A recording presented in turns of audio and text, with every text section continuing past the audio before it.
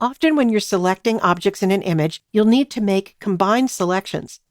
I've already started to do that in this image, selecting the two squares and adding color to them on this special color blend mode layer that I added to the Layers panel that allows the texture of the underlying image to show through.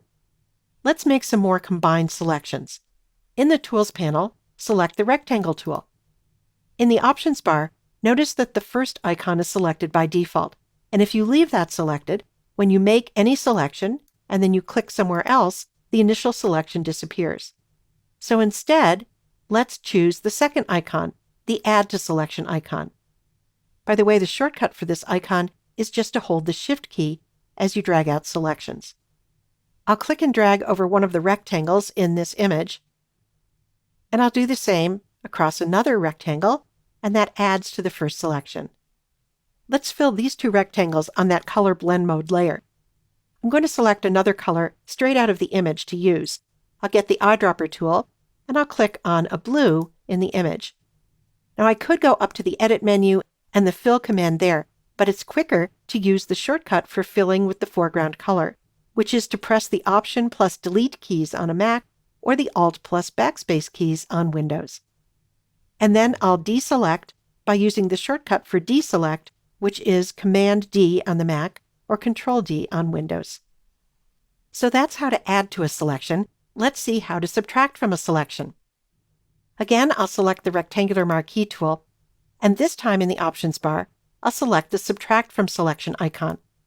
And by the way, the shortcut for this icon is to hold the Option key on a Mac or the Alt key on Windows as you drag out selections.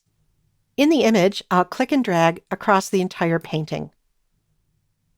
Now I want to subtract the inner white square, so I'll click and drag over that. And now I have a selection of just the gray border. To add color to that, again, I'm going to press Option plus Delete on the keyboard to fill that selection with the foreground color.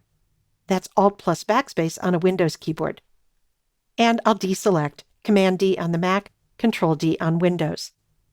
There's one more selection combining icon to look at, and that is the Intersect with Selection icon here in the Options bar. I'll select that, and this time I'm going to use another tool. I'll go to the Rectangular Marquee tool and hold, and I'm going to choose the Single Column Marquee tool instead. So I'll come into the image, and I'm going to click in just about the center, and that creates a single pixel wide selection from top to bottom of the image. Now I only want this selection to appear inside of that white square, so I'm going to intersect this selection with a selection of the white square. I'll go back to the Rectangular Marquee tool,